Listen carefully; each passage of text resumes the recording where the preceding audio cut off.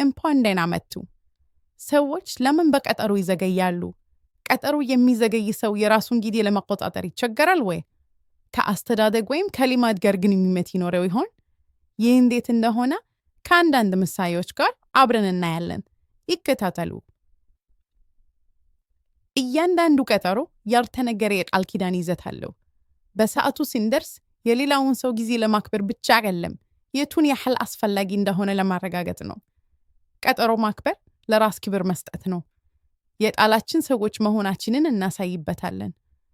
በዚህ አይነት ልማድ የምንኖር ከሆነ ለጊዜ ያለን ትኩረት እይታ ንቁህ ይሆናል።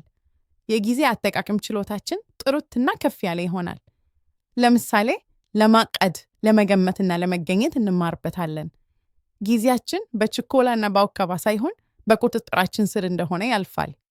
አንድም ቃል ሳንነገር የተቃጠርንበት ጉዳይ ዓላማ ዋጋ እንዳለው በተግባር እናሳያለን። የዚህ አይነት ተግባር ጠንካራ የመተማመን ድልድይ ይገነባል። በአጠቃላይ ቀጠሮ ማክበር ከውስጣችን በሚፈልቀው ስነ ስርዓት ይጀምራል። አርቆ ለማየት፣ ለማቀድ፣ ራስን ለማወቅ፣ ዝንባሌና ቁም ነገር ለማዳበር ጥርት ያለ ማህበራዊ መንገድ ይከፍትልሃል። የዚህ አይነት ልማድ መገንባት ከቻልክ አቋምህ ታዋቂ ይሆንልሃል። ሰዎች በአንተ መተማመን እንደሚችሉ ያውቁታል። ከመተማመን በላይ ከፍ ብለው የሚታይ ብዙ ትልቅ ነገር በህይወታችን ውስጥ በቀላሉ አይገኝም። እንዳው በሰዎች ዘንድ መተማመን ብቸኛው አንደኛ መታወቂያ ሊሆን ይችላል። የአስተማማኝነት ለየአንዳንዱ ሰው የማንነት መገለጫ አንዱ አካል ሊሆን ይችላል። በአካባቢህ ለሚገኙ ሰዎች የቃል ጥንካሬ ምሳሌ ሊያደርግህ ይችላል። በቃል መገኘትን የመሰለ ነገር የለም። እስኪ ለአንድ አፍታ ያህል ሁሉም ነገር በቀላሉ የሚሰራበት ዓለም ይኖራል ብለን እናስበው። የተጠበቀው በሙሉ የተሟላበት፣ እያንዳንዱ የተስፋ ቃል የተጠበቀበት እና እያንዳንዱ አፍታ በራሱ ዜማ የሚሳካበት ሊሆን ይችላል። ይህ ክዥት ሳይሆን የገባነውን ቃል ለማክበር በምንመርትበት ጊዜ የምናሳየው ሰጥ ያለ ጥንካሬ ነው። በተለይ በተወሰነ ጊዜና ቦታ ላይ ለመገኘት ልባዊ ፍላጎት በምናሳይ ጊዜ በጣም ይቀላል። ቀጠሮ ማክበር መልካም ምግባር ብቻ አይደለም።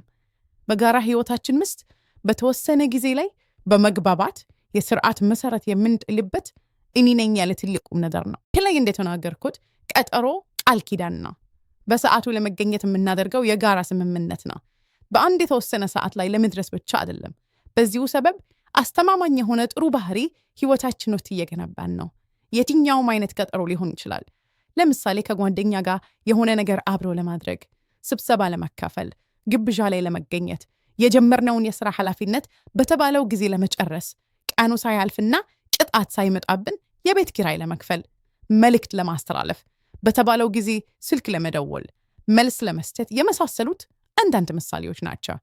ከ9 ወሮች በኋላ የተወለድነው እንኳን ሳይቀር በጊዜ ተለክቶ ነው። እንደ ሰው መሆን ይጠበቅብናል። የእግር ኳስ ጨዋታ እንኳን ሳይቀር የጊዜ ገደብ አለው። የዕድሜ ልካችን የሚታወቀውም ቢሆን በጊዜ ከተለካ በኋላ ነው። ህይወታችንን በትክክል እንጠቀምበት። ምናልባት ልብ አንለውም ይሆናል እንጂ ህይወታችን በሙሉ ከጊዜ ቀጠሮ ጋር የተያያዘ ነው። ነፃ ለመሆን እንኳን ከፈለግ አስተማማኝ የሆነ ቀጥተኛ ባህሪ ሊኖርህ ይገባል። ነፃነትም ቢሆን ልክ እንደ ቀጠሮ የኛኑ በጎ ፍላጎትና ቁርጠኝነት ይፈልጋል። እንግዲህ ቀጠሮና የኛ ነገር ይሄንን ይመስላል። አመሰግናለሁ። እስከሚቀጥለው መሰናዶ ድረስ መልካም ውሎ፣ መልካም ምሽት።